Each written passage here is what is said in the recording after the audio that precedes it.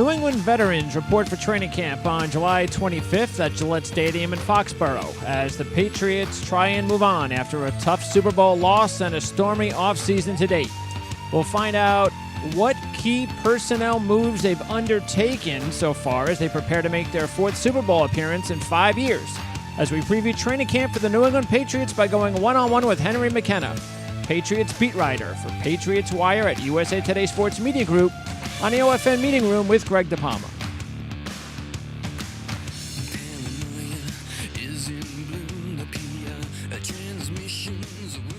It's Tuesday, July 10th, 2018. I'm Greg DePalma. Thanks for tuning in to the OFN Meeting Room as we preview NFL training camps for the 2018 season. We continue today with the defending AFC champs, the New England Patriots, and beat writer for Patriots Wire at USA Today Sports Media Group, Henry McKenna. Henry, thanks for helping us talk New England Patriots football today. Of course. Thanks for having me on. All right, Henry. So first thing I want to ask you is, are the Patriots the only team in the league that works out on their home turf? They don't work out on their home turf. You mean for like training camp and stuff? Yeah, I mean, it says that when you look at all the training camp locations, that's why I said it's the Open. It's the one place that says Gillette Stadium. Why do they say Gillette Stadium? Do you know that? Do you know why? Yes. So there's practice fields out behind the stadium. So we always say, in our articles, we say at Gillette, but really the practice fields are just behind, and they're grass, and there are. That makes more sense. Yeah, a few fields back there, some of them for conditioning and some of them for practice. Okay, sounds good. I'm glad I got that solved. Not that anybody cares. Sure. Okay, so let's talk about the crazy offseason because so much went on. Tell me, what was the biggest story? Butler, Brady, Gronk, or Josh McDaniels? That's tough, isn't it? Yeah. A lot of big stories. Patriots are just a rolling soap opera. I think it's got to be Brady because Brady's story ties into Belichick, and those two guys are the most important people in this organization and have been for basically 2 decades. So Brady's decision to skip OTAs and just that being what seems to be an exemplification of this growing tension between Brady and Belichick, a tension which both of them kind of refuse to acknowledge, but still, reports keep coming out that there is tension, that there are problems philosophically between these two guys, and it comes down to a little bit of like mindset issues, with Brady wanting to be more positive and Belichick quick to be critical and expect the most out of his players. Uh-huh. And then it also stems from about Brady's training standards and methodology, which are different than Belichick and his staff's training issues or training standards and methodology. So that jockeying for power, that jockeying for influence, has been something that we can kind of see, but can't quite pin down, at least on the Patriots beat. But you hear about it. You see these reports, and and so the drama keeps going. It really does, because they refuse to bring to an end to it. All right. Well, hopefully the season will start fast enough, and then once the team starts winning, of course, you might lose that first game by 30 points. It seems to be the MO. Patriots will lose like an early game in the first couple of weeks of the season, sometimes, and everybody will count them out, and then off they go. What about you? How long have you been? Are you a Patriots fan?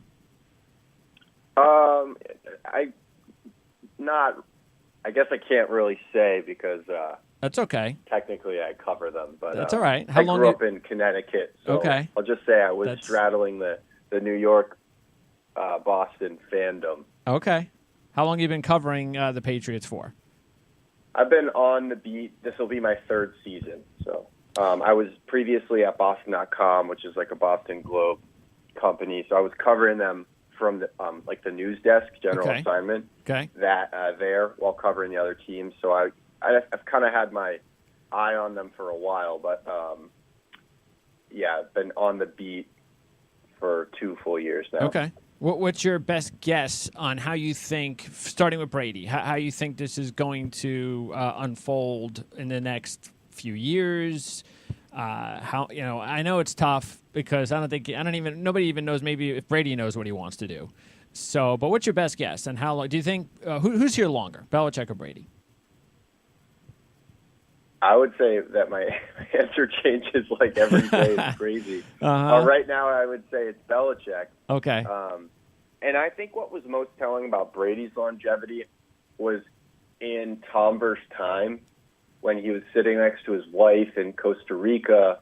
And for those who are unfamiliar with it, Tom Brady's time was Tom Brady's documentary series on Facebook Watch, where Brady did sort of an episodic chronicling of his 2017 season. And in one of the episodes, Brady kind of negotiates 2 more Super Bowls with his wife. All right. And the first one, presumably, that he negotiated for was the last one. Yeah. That he was just in. Sure. So that would mean he only has one left. Okay. He keeps saying, I'm going to play till I'm 45. But, family dynamics are important to him. And he said this offseason, we talked a little bit about him being away from the team during OTAs. And a part of that's probably due to his relationship with Belichick.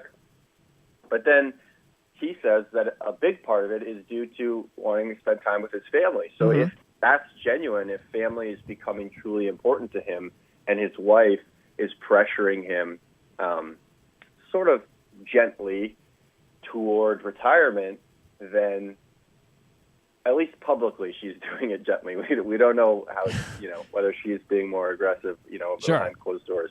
But so I could see him retiring pretty soon. And I also think Brady cares less about outlasting Belichick than Belichick cares about outlasting Brady. Okay. We saw the reports that Belichick wanted to trade wanted to keep Garoppolo. Yeah. Which might mean that he was going to part ways with Brady sooner than later.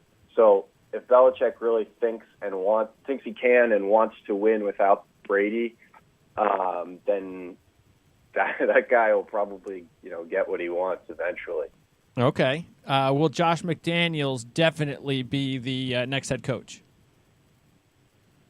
It sure seems that way, doesn't it? Yeah. I can't imagine why he would go through such a dramatic process without really starting to feel like he's the guy in waiting.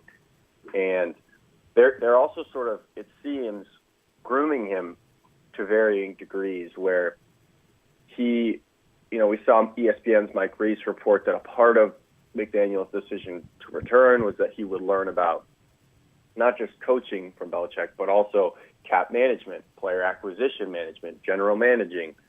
And that's what makes Belichick just so unique is that, he's a general manager and he's a coach. And Sure. He can do it all, which helps him, coordinate everything from the acquisition of players to how they're going to fit into his scheme.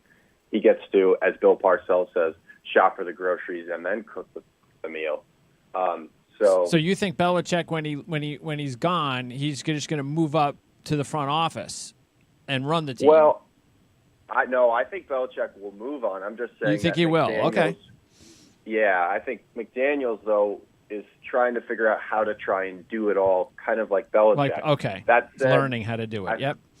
Right. Okay. But I think if Nick Caserio, who's currently the director of of player personnel, if he sticks around, if he doesn't take a GM job somewhere, and he'll be the next GM, and McDaniels will be the next head coach, and they'll have a nice little tandem of, Belichick-influenced minds to bring them into a new era. The question then becomes, well, if Belichick's going to outlast Brady and then soon after retire, who's the next quarterback? And that's when things get a little sticky. Not on the roster. That's probably not, no, right? Unless Danny Etling pulls off a Tom Brady-like ascent, which he won't. All right, he will not. But Belichick, you believe when he does leave New England, will coach somewhere else. You don't think he's going to retire? Belichick will retire when he's just going to coach in New England, and he'll retire. And then he'll retire, and that's it. Okay. A few years, maybe 3, 4, 5, something like that. Okay. All right. And was there anything? What was what as far as you know? What did happen with Butler? What was the reason? The reason that you know that he didn't play? Yeah, I don't have any sort of scoop on why Butler didn't play.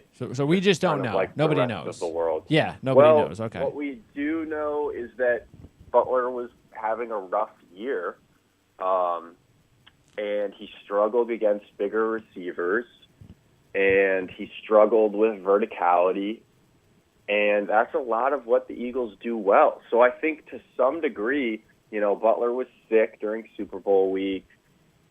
He didn't make it out there for all the practices.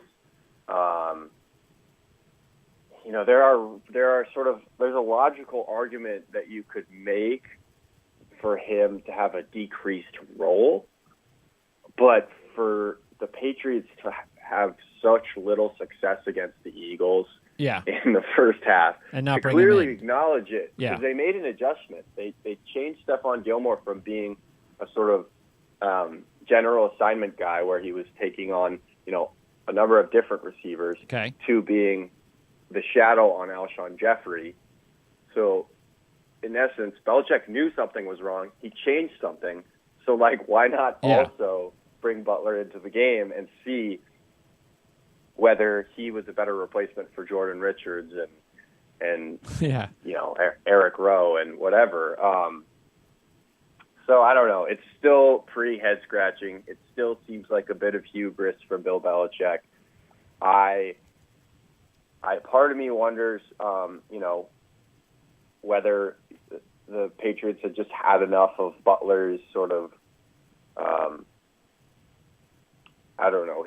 Maybe he was becoming presumptuous or felt like he deserved better or something to that effect. Okay. But as far as off-field incidents or whatnot, nothing has come to light, and it seems sort of irresponsible to suggest that maybe that something else happened.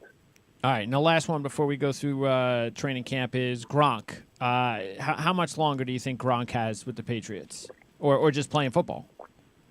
Not long. It doesn't feel like anytime a player starts talking about retirement, it doesn't feel like he's got a long, stretch left. Because Brady keeps saying, I'm going to play till 45. Yeah.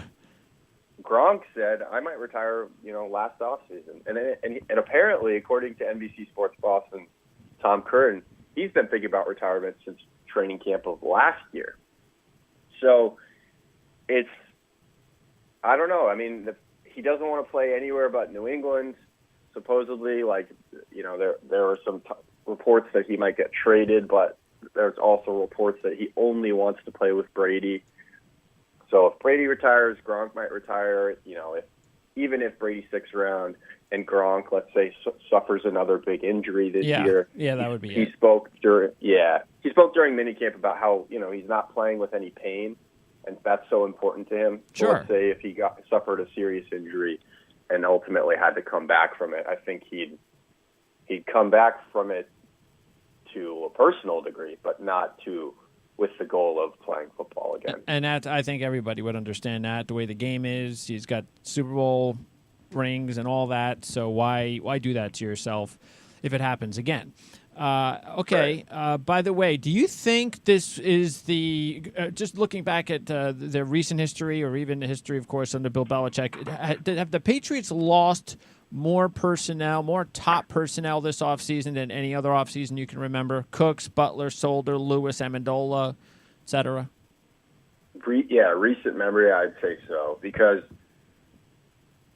they're going to get – I was thinking about, people were kind of doing the math on compensatory picks and how that might work out, and they're going to get a pretty sizable return, even though they made some acquisitions in free agency. So it's pretty huge. I mean, just think about losing a left tackle alone, and that's enormous. Yes. Right? But they didn't just lose their left tackle. They lost their starting running back. They lost a guy who is arguably their number one receiver, a guy who was arguably their most clutch receiver. The list is sort of staggering in a way. But, the way that the Patriots work is that they just figure it out every year. They plug and play. So if it were a different team or a different coach, maybe people would be sounding alarm in a more significant way. But Belichick, Brady, and somehow everything seems to be just fine. All right, well, let's take a look at the roster then. By the way, and we'll start with quarterback Etling. Do you think Etling will make the roster? So I think he can, but right now I don't know if he's done enough yet. He looks tentative. It's so early, but in spring practices and stuff, he looked tentative trying to push the ball downfield. He was making some inadvisable throws. He was doing a lot of checking down. So he's still getting to understand the offense, and it's a complicated one. And he seems like a smart guy and the kind of guy that the Patriots like. I think he had 2 interceptions in college, but he also had only 12 touchdowns. I'll have to look up the stats real quick so I don't get him totally wrong. That's but okay. Essentially, he's a conservative. He has a conservative style, and I think that appeals to the Patriots, and he seems like he's the kind of prospect they could work with. It's just anytime the Patriots have a prospect that appeals in preseason, you run the risk of losing him, like what happened with Austin Carr, a slot receiver who excelled in preseason last year, and then the Saints signed him. So that's true. When the Patriots had to cut him. Yep. And by the way, Etling's final college season was 16 touchdowns and 2 interceptions. So that's a ratio they really like in New England, considering what kind of ratios Tom Brady puts up. But for now, I say, it's just Hoyer and Brady on the roster, but I still think Etling can absolutely make the roster, if that makes sense. And he's going to get a lot of snaps, right? He's going to be playing an awful lot in the preseason. Yeah, I imagine he will, because they know what they have in Hoyer. Yeah. And they may say that they love having around, but it's not a whole lot, I don't think. So ultimately, I think they prefer to have a guy who's a prospect. What's most likely is they carry 3 because they don't love having rookie backups as the only backup. But, I guess it's maybe not fair to quote, Ryan Hannibal, but he was telling me that he's kind of starting to think maybe they'd consider putting Etling as the lone backup. That just seems a little bit irresponsible from a rostering standpoint. If Brady gets hurt, that'd be crazy. And they have to turn to Etling. That would be that's a disaster. Very disastrous situation. Yeah, exactly. I mean, boy, would he have to play well in the preseason and in training camp for them to be confident enough to pull that off. Right, and he's not there yet. No, not even close. All right, running back. Now, again, Deion Lewis is gone, but look, we've seen this before, and they bring in Sony Michel, so I don't think this position is going to be at all any different from last year production-wise. It's deep. I mean, they added Hill, the free agent, too, and maybe we'll keep an eye on the rookie free agent from Vanderbilt, and he had a nice career in the SEC, so looks real good with Michel. It's about making sure he doesn't fumble the football, right? Totally. Yeah, if he can't hold on to the ball, then he doesn't see the field much in his rookie year, because the group is just too darn deep. Rex Burkhead is a guy they love, especially in the red zone. James White is a guy Tom Brady loves, especially on third down. And then, like you said, Jeremy Hill's a new guy who I think they seem to like. Mike Gillislee is a guy, they rostered last year and gave up a draft pick to get in restricted free agency. I don't think he makes the roster this year, but I think, good player ultimately, just bad, tough year last year. So yeah, I think that position is pretty stacked, which is good for them because I imagine we're getting to the receiver position, and that looks deep, but not necessarily highly talented. I think this group of running backs is both deep and highly talented. Yeah, because when you do look at the receivers, thank goodness the team still has Gronk. Because that's their star, along with Edelman coming back, but then he's got the suspension, so that is a little bit of an issue. Not that that should cost the Patriots much. It's not for the season. They bring in Jordan Matthews, so you just don't know what's going to happen with Tom Brady throwing passes to him now. Cordarrelle Patterson I still think is intriguing because in his last year in Minnesota, he started to get the understanding of route running more and what it takes to be professional, which has always been the issue with him. So last year Oakland was a disaster, so I'm willing to just forget that. And now he's got Tom Brady. So I wouldn't rule out Patterson being, just a kick returner. And then you got Berrios, Kenny Britt. We know how talented he is. What happens with him and Brady. And Malcolm Mitchell's a wild card, young kid. So as you said, a deep group, maybe not as deep at tight end, but maybe they don't need to be with Gronk there. So we know. First of all, Edelman, he'll just miss 4 games? Yep. Okay. And then tell me about the other guys. We don't have to talk about Hogan. So talk about what else you think they got. Yeah, I think you kind of cruised through it pretty well. Matthews is a guy who they'll rely on in the slot, I think, early with Edelman's suspension. But keep an eye out for Braxton Berrios and Riley McCarron, 2 slot guys that are kind of prototype Patriot guys, underrated, smaller.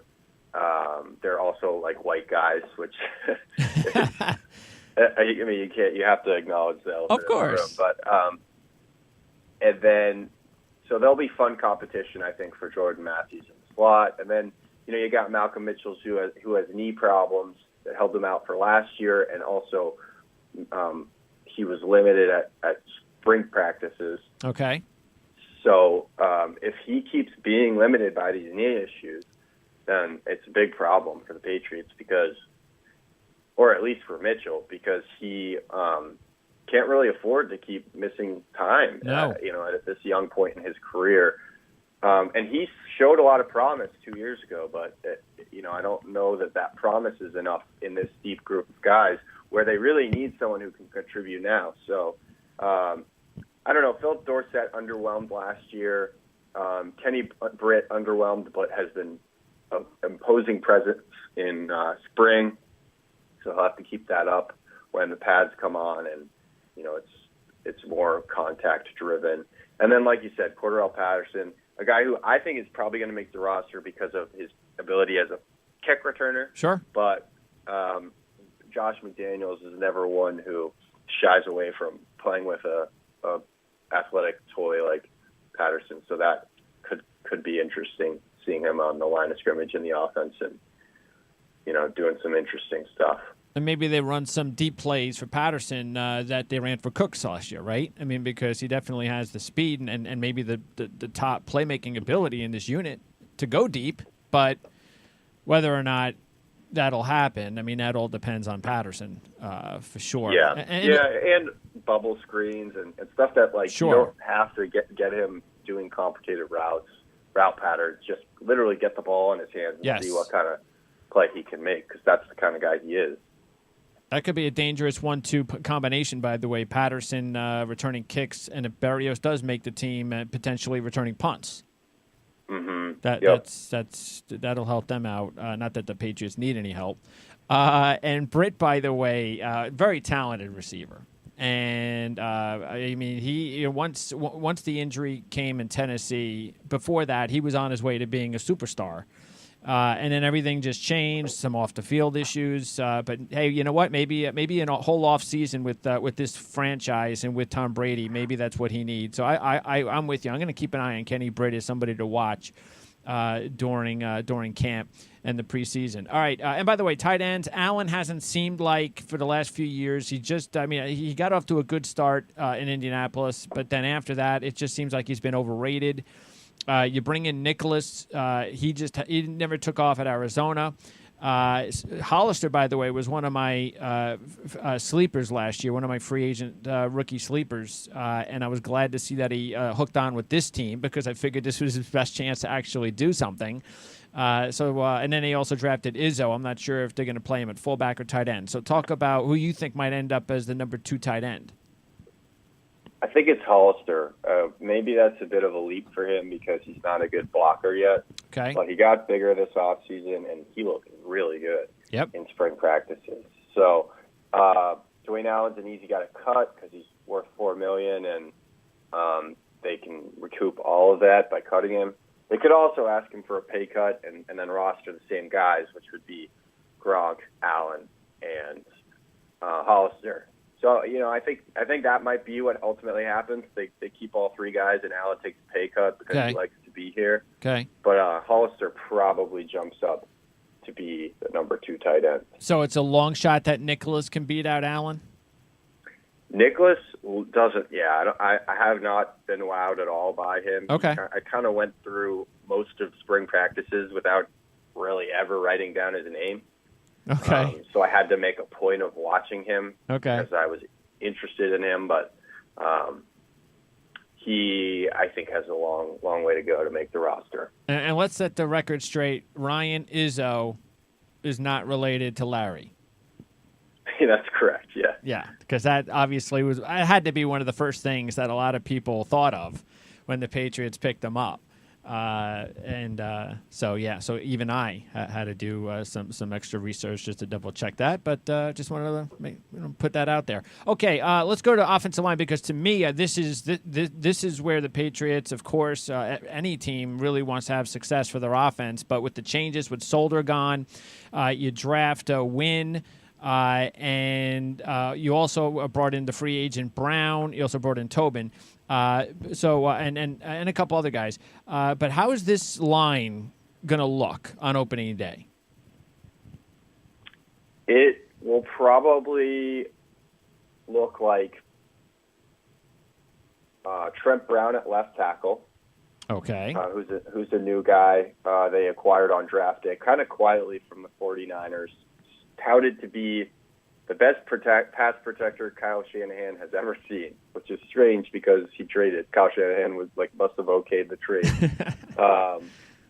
And then, Joe Tooney and Isaiah Wynn look like they're in a position battle for left guard, but Tooney is hurt, has an ankle problem. And then, so that means I think that Wynn could win that job. And Wynn, they drafted 23rd overall, and I think could eventually move to left tackle. That's what he played at Georgia. But also, he's got the sort of size and stature of a guard, so that might be his natural NFL position. We'll see. David Andrews at center, Shaq Mason at right guard, and then Marcus Cannon at right tackle. Okay, so the big deal then is we could see the left side of the line different with Wynn possibly winning, and I got to think that that's what the Patriots want, is Wynn becoming the starter at left guard and Trent Brown the starter at left tackle. That seems like kind of the pivot. At least that's what the reps indicated in spring practices. It could change a little bit when Joe Tooney comes back, but that's what indicators are all right. pointing toward. Okay. Which lineman do you think they can't lose, injury-wise? I don't know if there is a guy necessarily. Probably Shaq Mason is their most talented guy. Okay. But last year they lost Marcus Cannon, and Adrian Waddle stepped in just fine. And I guess Trent Brown, but we don't really know how good he is. So that's true. They don't really have anyone. I mean, if they lost Trent Brown, they'd either have to move Isaiah Wynn to left tackle in his rookie year, or they'd have to play Adrian Waddle at left tackle. So that would be a pretty scary scenario for them as well. Okay. Defense, Claiborne and Shelton and McCourty. Those are the big moves, a few trades and a free agent signing. And so Claiborne is going to add pass rushing. Shelton, really probably a numbers game in Cleveland. They had a lot of talent there, so they could afford to deal Shelton. And McCourty joins his brother. So talk about up front, though, first on the defensive line. You've got Brown up there to go along with Claiborne and Shelton.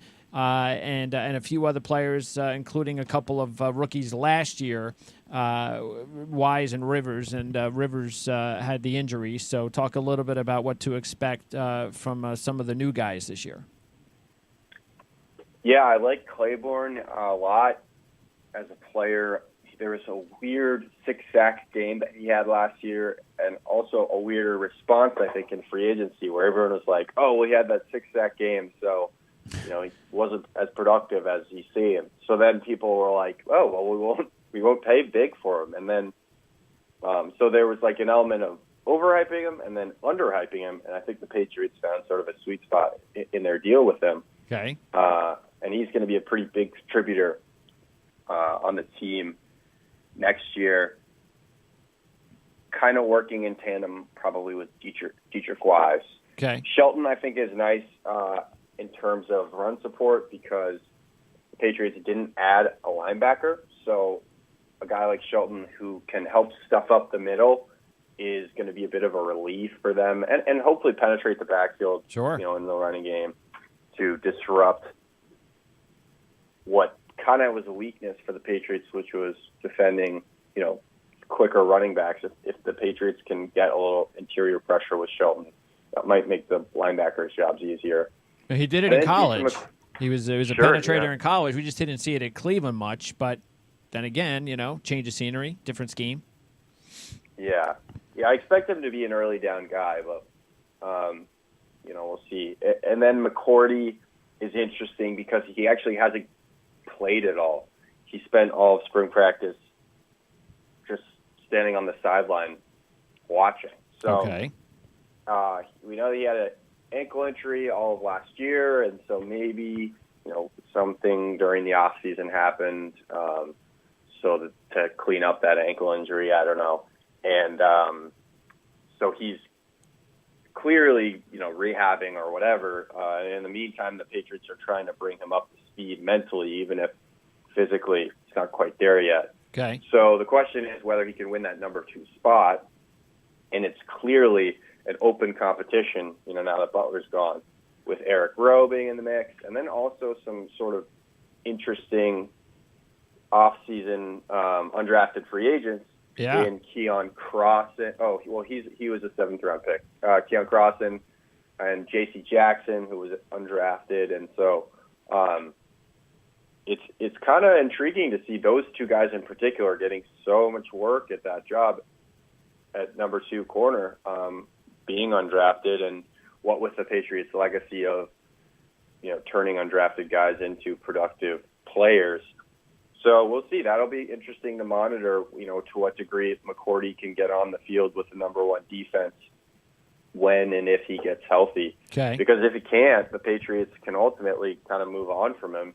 I mean, it would be a very surprising move, but they could decide to kind of just part ways if it doesn't work out. Especially if the young kids play well. Because as you mentioned, J.C. Jackson has been getting some really good reviews, and he's got really good ball skills. So, but we didn't really see this type of progress from Cyrus Jones. I mean, he's just.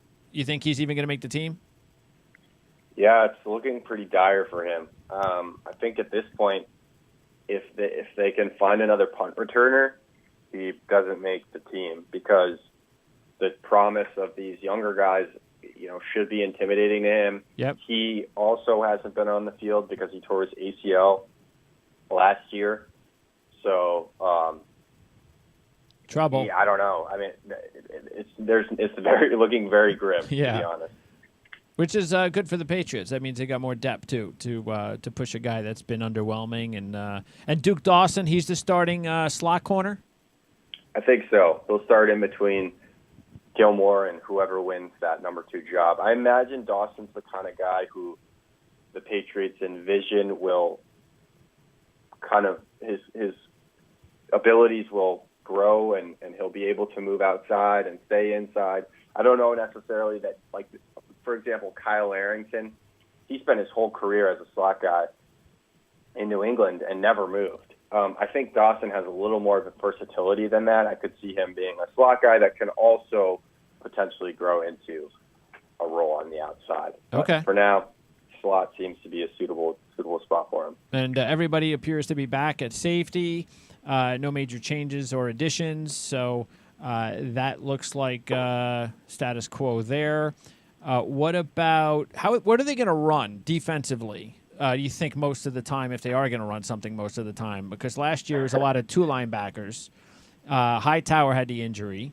How is he progressing? And then you also drafted a couple of rookies trying to fight in for a roster spot. Not sure if Kyle Van Noy has ever lived up to his draft status. He had a very successful college career. So anything there that's going to be interesting to watch at linebacker? Yeah, the linebackers. Hightower looks like he's going to be just fine for training camp. He was.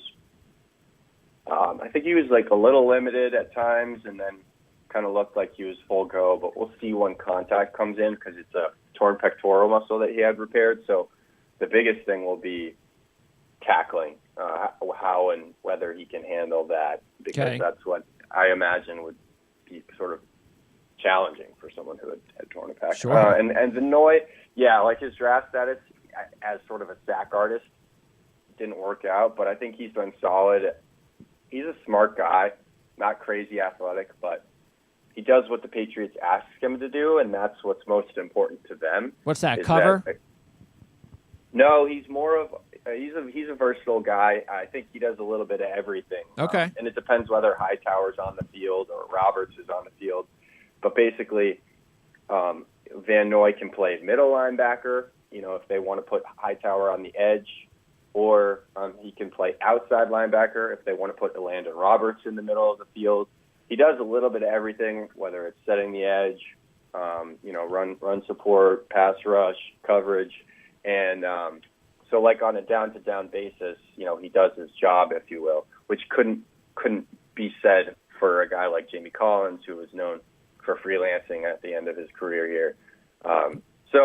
And like you said, those two younger guys, Christian Sam and Jawan Bentley. Bentley is an inside linebacker who will compete with Elandon Roberts for that middle linebacker job. I think because Elandon had a tough year last year where he was pretty inconsistent as a tackler and as sort of like a diagnostician. He didn't do a great job seeing the field very well. And then Christian Sam is more of an outside guy, at least according to Nick Caserio, the director of player personnel. And so he'll be he's an undersized guy, but he's sort of like Kyle Van Noy, I think, in the way that they want him to do a number of different things. So I think they can both make the roster, but I think neither of them could make the roster as well. Okay.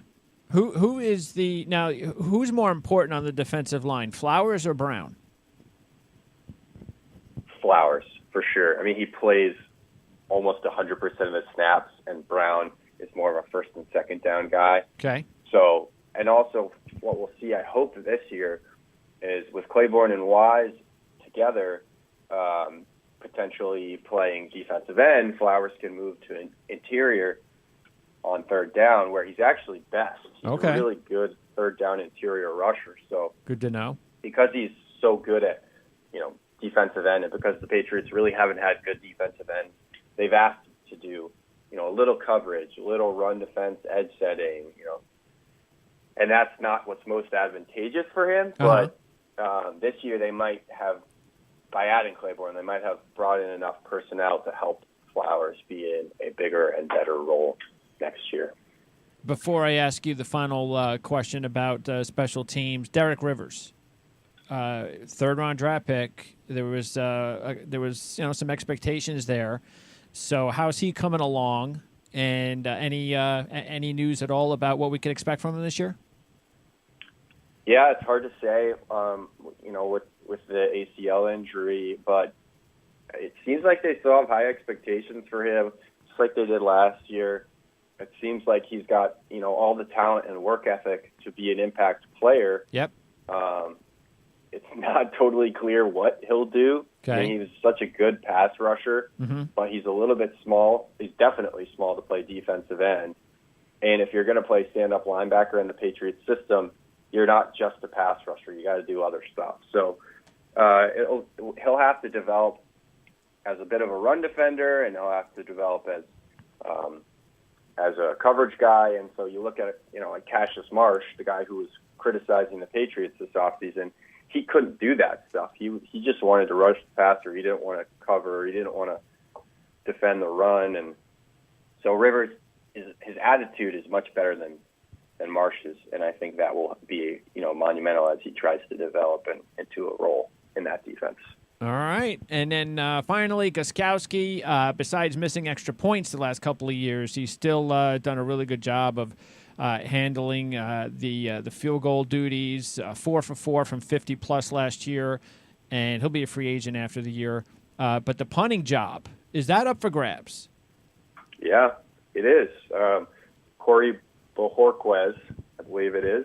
Okay. He's got quite a leg.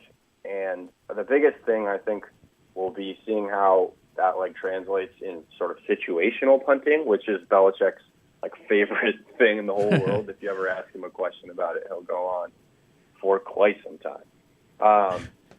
But that's what makes Brian Allen really good. It's not necessarily that he's got the biggest hang time or the longest distance. It's that he is a smart punter and he can put it where it should be. So far, Bojorquez has showed that he's got the leg, he's got the hang time, but we need to see in a preseason game just how well he can place the ball, and can he get those coffin corners, and can he, kick away from a good returner, into space, or kick toward a place where the coverage, can track down that returner. So that will be the biggest indicator, because I think we'll keep getting buzz, into training camp. People love a big leg, right? It's like chicks dig the long ball. But, of course. Us beat writers like the same way, but we'll see, situationally, whether he's got that sort of those smarts and that maturity as a punter to do what his coaches will ask of him on a per snap basis. Henry, great job. It was nice speaking with you. Hopefully I know the next time that we get a chance to talk, we'll be able to actually have a nice little debate conversation about what's going on when things start to happen for real. I'm looking forward to that. And we will what's your Twitter handle? It's McKennalysis, McKennaNalysis. Awesome. Henry, I appreciate it. I will look forward to talking to you again during the season, and enjoy covering the team at training camp. Thanks. Have a good summer. You too, Henry.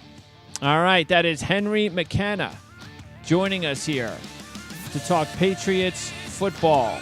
Get everybody ready, Patriot fans, for training camp. And Henry, once again, is the beat writer for Patriots Wire at USA Today Sports Media Group. All right, later on tonight, we're a Washington Redskin football coverage with Ken Marangolo, managing editor at hogshaven.com. So Redskins later tonight. And we'll post that tonight on our lads and tweet that out tomorrow. You can follow us on Twitter at PrimeSN. We'll let you know when every interview and show all season long is available at ourlads.com. Again, that's at PrimeSN. And that stands for Prime Sports Network. That's my little website. Don't forget to order a subscription of your choosing, including the 2018 Ourlads NFL Draft Review Guide here at ourlads.com. That's available now. And we'll see you next time. That's later tonight on the OFN Meeting Room with Greg DePalma on the Ourlads Football Radio Network, where it's never too early to think about the start of the 2018 football season.